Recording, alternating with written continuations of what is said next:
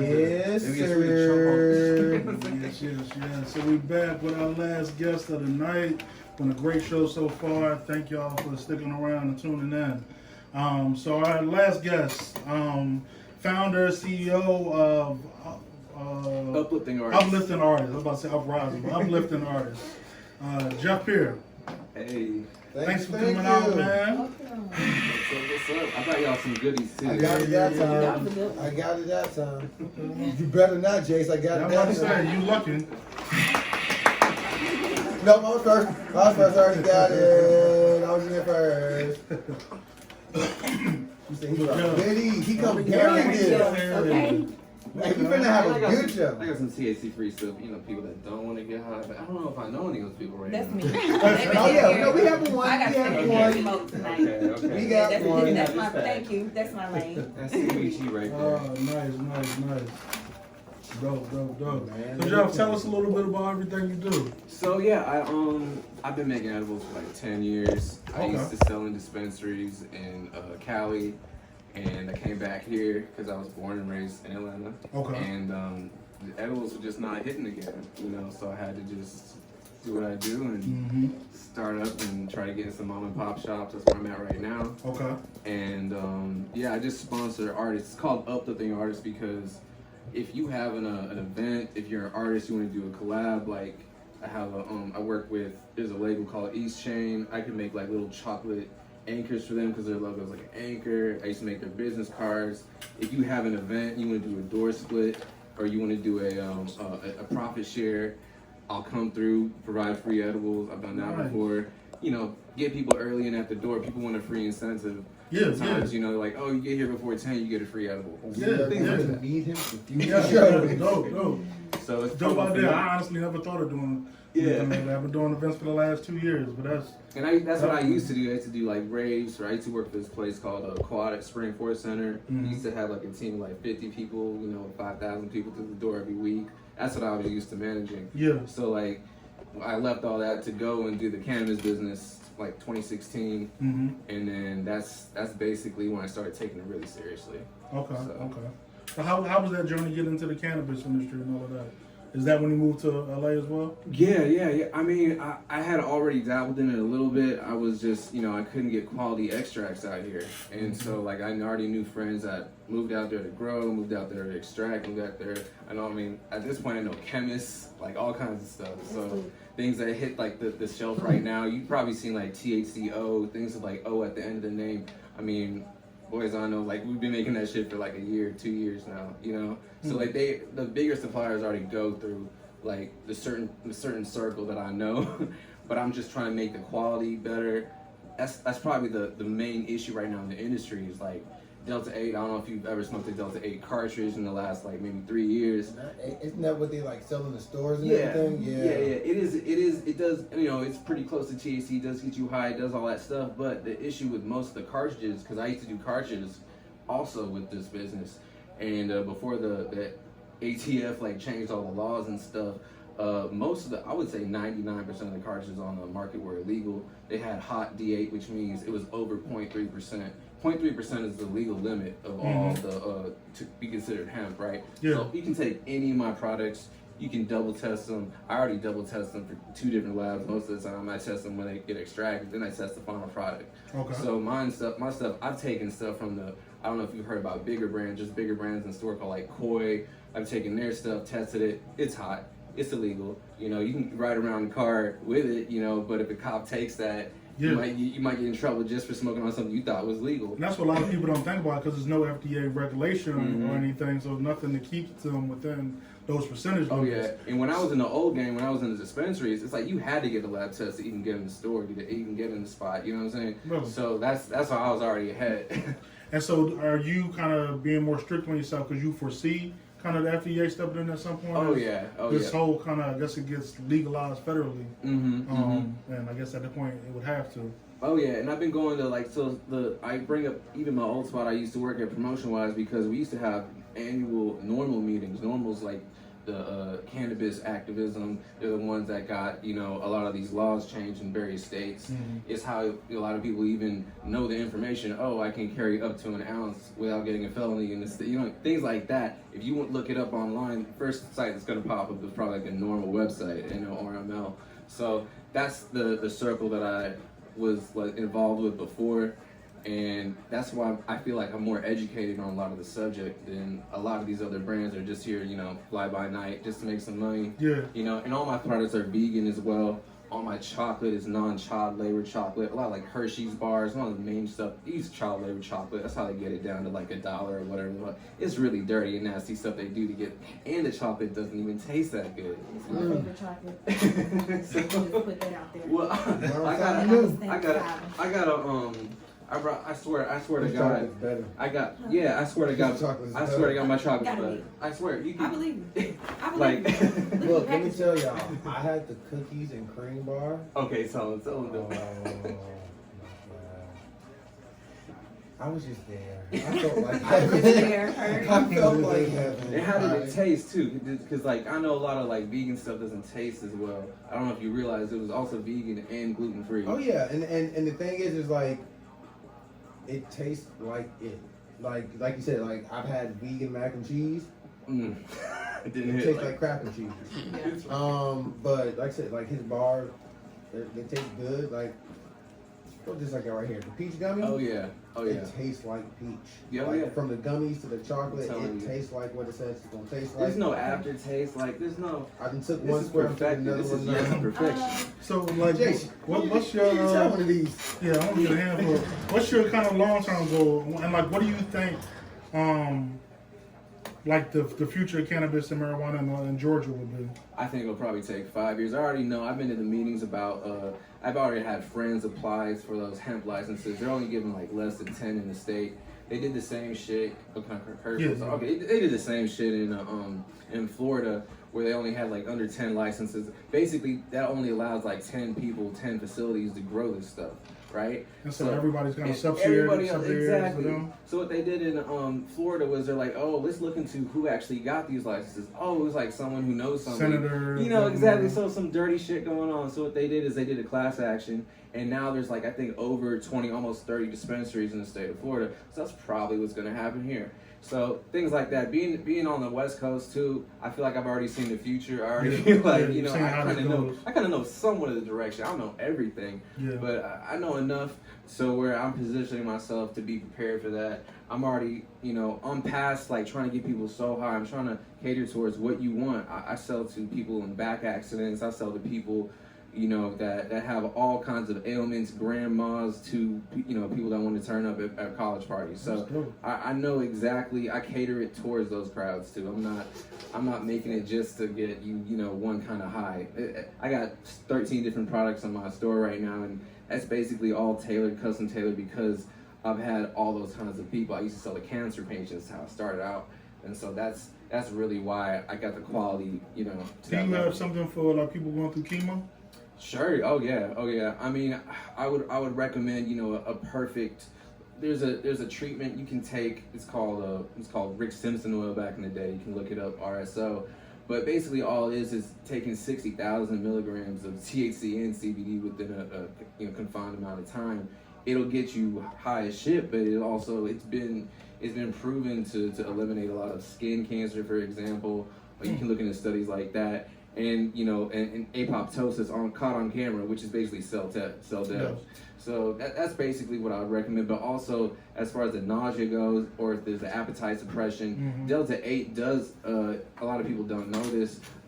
Increases your appetite about 20 to 30% as opposed to regular D9. So that's the kind of the difference between those two cannabinoids right there. As far as if you're looking for an appetite thing, if you're looking for a pain thing, you want to go for more CBN. I work with CBN and CBNO, so I put both those. So the CBN hits I never you. knew any of this shit existed. Exactly. First off, We're not even talking So, about hey, we all just listening. Yeah. That's And what the I'm letters that saying. he mentioned it, I feel like at this point he can say LMNOP. Oh, shit, I got that. Yeah. Like, watch. His next two letters are going to be XYZ, ABC, 1, 2, 3. And we're like, damn, that shit deep. Fuck. Yeah, CBN, they did a lab, Steep Hill Labs did if you ever heard of diazepams, that's what sleeping pills are made out of. That's Okay. they I did thought all the shit was melatonin. They did, yeah, melatonin will do a little bit of something, but you know, diazepams, as far as like if you're getting a prescribed thing, if you want to get off those things, I recommend you go for things like CBNO, because they've already done studies. Steep Hill Labs did a study about comparing those two, people having cannabinoids and people that are already on sleeping pills. Mm-hmm. So those are the kind of things I look into. I do a lot of research when I develop my products. For example, I got an indica bar. It's not just like 1, 2 cannabinoids. I mean, I'm counting 1, 2, 3, 4, 5, 6. There's 7 different ones in this one. You know what I mean? So it's not So just like, one. you like a mad scientist, like Oh yeah, in there, like with proportions that are like- catered towards, I have my THCV bars, for example. There's a 2-to-1 ratio of THCV to THC. I don't know if you even know what THCV is. I should probably explain that, right? Yeah. So when you smoke on a sativa versus a hybrid, right? So the common things out here on the East Coast are probably like a lot of hybrids, like Blue Dream. You might get some OG. You might get some throwaway shit from basically legal states, right? And those a lot of the time don't have THCV. You won't even find a Durban poison out here, but it'll be flying off the shelves out in Northern Cali, probably in Colorado. And that's because it has a little bit of THCV. It's a really good wake and bake thing because that THCV is an appetite suppressant. It's a mood lifter without the munchies. So that's why if you eat one of my bars, the sativa bar, and you don't get the munchies, you're like, what? I didn't get the munchies. And I'm like, yeah, you're not supposed to. Yeah. Like that's the real sativa. You can actually have one of these and smoke on some shitty mid, and it'll probably turn into like a sativa feeling. That's kind of like my thing out here that I tell people, I'm hitting you up a lot. And I'm actually trying to get off of smoking. So there you go. So from like an event standpoint, like with you partnering with an artist, you could actually like be giving out a strain of edible that wouldn't like cause the crowd to be too much down. Oh, yeah. But like, isn't that just too crazy? When people like, oh yeah, let me give you like 20 milligrams or 30 milligrams, and it's like you gotta last the whole show. You gotta try to have a social life too in the next 2 hours. Like, what's up with that? Like, you don't want everybody to be zombies. You have to eat it like in increments. So I like make them so that if you're stoner, you can have a whole row. You know what I'm saying? What if you're not stoner? If you're not stoner, just have one piece. You know what I'm Okay. saying? If you want to if you got a cancer issue or whatever, sure, have like half the bar or something. I'm not. I even make even better. Like I make bars that are twice the size of these. They have 5 cannabinoids and I have like basically 3 times the amount of stuff that's in here. So that's what I used to sell to with people that ran hydroponic shops and stuff like that. Shout out to hydroponic shops over here too. There's a few of them. So is your plan to kind of go brick and mortar once everything in Georgia shakes itself out? Yeah. That's and it's sad because I've seen a lot of corporate hemp shops just like succeed in the past couple of years. I'm like, damn, I really love the mom and pop ones because they are the ones that care about the quality. They're the ones that, if they're a vape shop, they actually want you to get off the vapes. They don't want you to, they don't want you to have like a nicotine or a Juul addiction, because Juul, I learned from one of the shops I was selling to, has a benzoic acid, so that's kind of basically making you have popcorn lung. It hits harder, when you inhale that shit. Like I would never like. I smoke vape, so I'm just trying to see, should I stop smoking? Yeah, you can have. Your whole life right now. Yeah, I'm like, Yeah, just read if it says benzoic acid, avoid that shit. If it's just nicotine and the flavoring, that's fine, But a lot of these companies cheat, and a lot of the companies that are doing the edibles cheat too. Like, so I could take a koi edible and I could send it to a lab, and it would say 25 on the pack. I want to send it to a lab, it's like a 21, 22. I'm like, you guys are under. You know what I'm saying? You send mine in, I say it's 18. You look at the test, it's 18.7, 18. Like, I make sure, you know what I'm saying, you get extra or you get what you pay for. So do you think at any point, like, this goes kind of deep into the business, but like distributors would get into the fight? Because, in some other industries, like the vendors really can dictate who's going to get their product. Mm-hmm. And do you think in that industry, like, distributors would kind of cut the corporate people out and just kind of cater to these mom and pop? If it was like unionized or something, a lot of those people are just taking the highest bidder at this point, and that's just unfortunate, And a lot of people have had money problems since the pandemic. So a lot of the same people that I was talking about, they had kids, they had to take them out of school, they had to do all move loans to build up this infrastructure. And a lot in Cali got really expensive too. So you have really great growers moving from Cali to Michigan, moving from Cali to to freaking next door in Alabama, like, you know what I mean? Mhm. Things like that. Like, I'm talking about generational growers, you know. So I think the industry's changing in that way, where it's like they're always gonna go where the money goes. Yeah. And it's up to the people who set standards to be like, no, I'm not gonna accept this. You know what I'm saying? Yeah. Like, I'm gonna stand for quality, and I'm not gonna lie to my customers, basically. That's interesting. 'Cause, I mean, I just happen to know through a professional career, like in places like with like pet food and stuff like that. Mm-hmm. For your natural and holistic pet foods, like your vendors, they won't sell to like PetSmarts and Petcos and stuff like that. They keep their product into like the mom and pop and boutique shops because they want them to be educated on the product. Like with expensive and even these small like toy breeds, you can't just give them any food. Like it's certain food that's kind of made for them, and even switching them off food, it should be done in a different type of way. So I just wonder like if that industry will go that way too, because those pet food vendors going that way keep about a $300 million market share for these. Ben and Jerry's ice cream. For these places out there. Insane. I mean, there's a large footprint in the U.S. For these kind of boutique pet food brands. Mm-hmm. And I just wonder if marijuana will kind of go the same way. I Because just hearing you break it down, there's so many different ways that it can be used for, and so much education that I guarantee you the average person doesn't know. Oh no, they probably don't even know the difference between. So I gave you CBG, Mimi, right? I gave you CBG gummies, right?